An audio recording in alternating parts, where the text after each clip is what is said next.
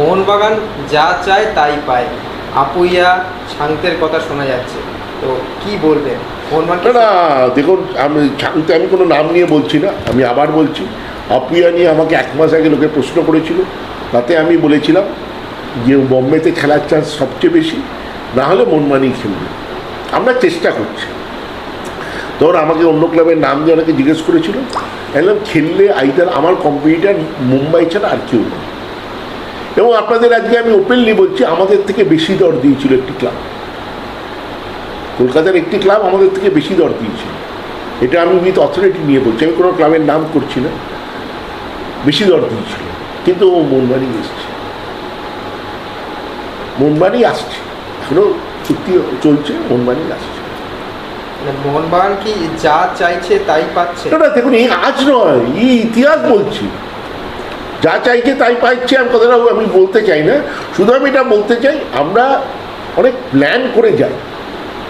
আর আরেকটা জিনিস, যেমন মোহনবাগানে খেলবো, এটা গত 10 বছরের যদি আপনি রেকর্ড দেখেন না, এখন আর ভারতবর্ষের ফুটবলটায় এমন হয়ে গেছে, নর্থ ইস্ট প্লেয়ার সবচেয়ে বেশি, তারপর কেরালা বা অন্য অন্য রাজ্যের প্লেয়ার, তাদের কাছে কিন্তু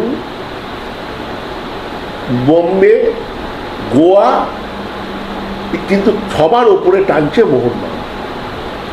তার অনেকগুলো কারণ আছে, তার হচ্ছে সাফল্য কারণ আছে, তার অ্যাটমসফিয়ার কারণ আছে, কারণ এদের সঙ্গে এক একটা প্লেয়ারের সঙ্গে সম্পর্ক পুরো থাকে, যে কোথায় কী অ্যাটমসফিয়ার, পেমেন্ট কীভাবে পাচ্ছে, টাইমলি পাচ্ছে।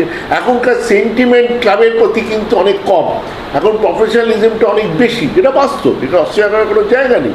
তাতে অ্যাটমসফিয়ার কীরকম, থাকার জায়গা কীরকম, বসার জায়গা কীরকম, কোচ কীরকম হয়, ম্যানেজমেন্ট কীরকম হয়, সেগুলোতে মোহনবাগান অনেক যোজনায় অনেকের থেকে এগিয়ে আছে।